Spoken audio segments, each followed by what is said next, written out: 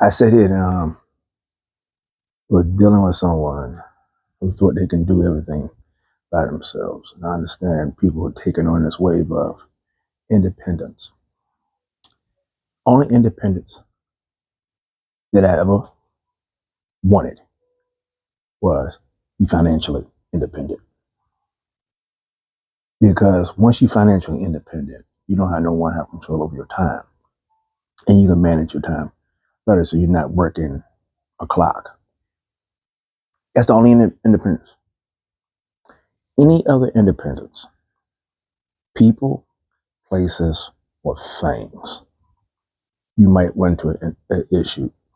Now, people, you have women out here say, I want to be independent. I want to be independent. But nothing in, this is one thing I was talking to a client about, and he got upset. Oh, you sound sexist. Because mainly in the African American community, you have women who want to be financially independent. All right, fine. I'm financially independent. I can bring my own bag. But how's that really working? You got the bag, you got the house, you got the car. But at the same time, you're in your mid 30s or your early 30s, mid 30s, maybe even your 40s. No children, no one to leave it to. And see, more important is the older I became, it's all about legacy. Because you can be independent and die a day or tomorrow, 6 months later, or even a generation later. People won't even know your name. So my question is, I'm not saying not be self-sufficient for yourself and be able to take care of yourself. I'm not saying that. What I'm saying is, even in businesses, need that competition. Even God needs the devil because every day you do make choices or who to serve. A husband and wife is better than someone alone, unless the husband or wife not giving you peace of mind. Then that's another choice you have to make.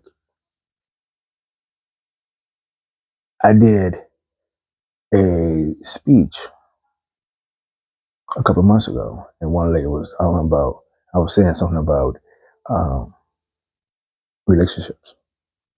And she said something about divorce in a negative way, where blessing or cursing, and she thought divorce is bad. I said, no, it depends on who, because sometimes divorce is very freeing. But being independent doesn't mean you don't deserve to be loved. It doesn't mean that you're worried about um, you're not worried about the times where you have to be by yourself. Many as a woman read a book years ago, Rich Woman, by Kim Kiyosaki, and she said the average woman be by herself maybe about 15 years, where she's solely dependent on herself. Which I understand that, I get that. But the thing about it is, imagine what it would look like if you decided to collaborate with your husband or your significant other, and imagine what it looked like where you can be a power couple. Imagine what it looked like. But the thing about it is, everybody's at a different level. And so you have to get to a point where you should get to a point where if somebody in their growth process and you see the potential and they're actually doing and trying to lead towards it, you support them. You support him or her. You support him or her. You get very clear on goals. You get very clear on conversation. You get very clear on the outcomes that y'all seek for each other. The biggest thing is get very clear on the communication on how you want to pivot around certain challenges that you might have. Don't go into any relationship thinking everything will be roses, because simple fact, this is not. roses in every relationship, business relationship, romantic relationship. Things come up with you're not expecting, how you going to pivot around those or how you get through those. But at the end of the day, being independent could be devastating to you unless you're financially independent. Then when you're financially independent and you get another person that's financially independent, you're there because you love each other and you love each other's company. It's not being codependent on anyone.